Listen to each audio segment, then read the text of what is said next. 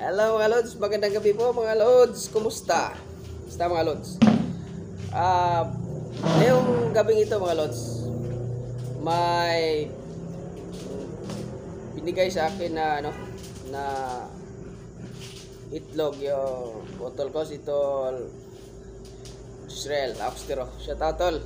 Akong gi vlog ningi mo itlog.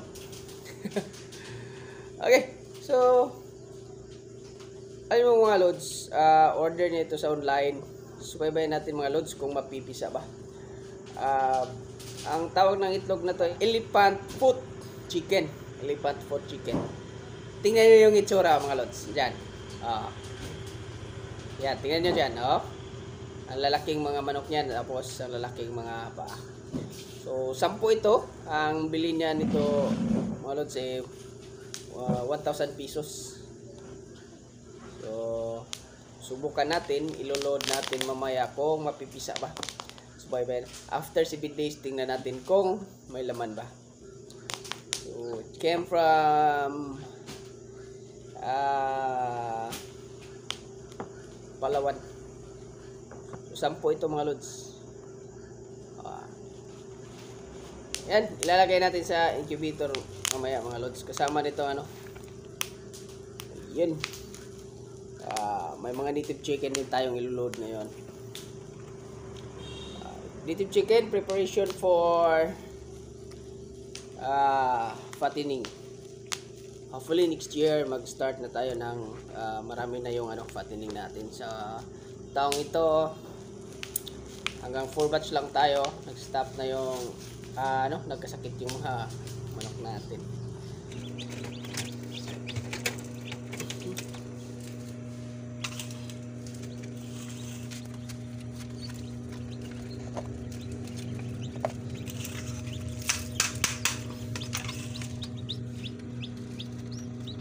So, ito na mga Lods, i-transfer na natin sa ating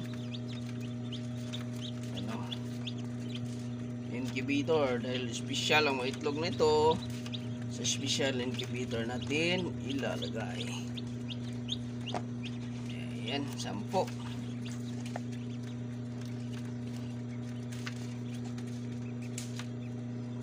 Yan.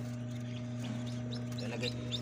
Dito na yung mga hatch natin na mga ducklings at saka yung mga fighting cock natin. Fighting cock chicken. Ayan.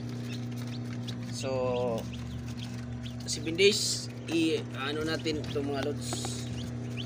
Ikakandol natin kung totoo ba ang online selling ng mga elephant foot chicken. Yan. Ayan mga Lods, tapos na natin na ilagay sa incubator. Subaybayan nyo, abangan nyo sa susunod na linggo mga Lods kung napipisa ba. So salamat mga Lods. Huwag kalimutang mag-subscribe sa ating YouTube channel mga Lods. Dito lang sa Bonot Channel.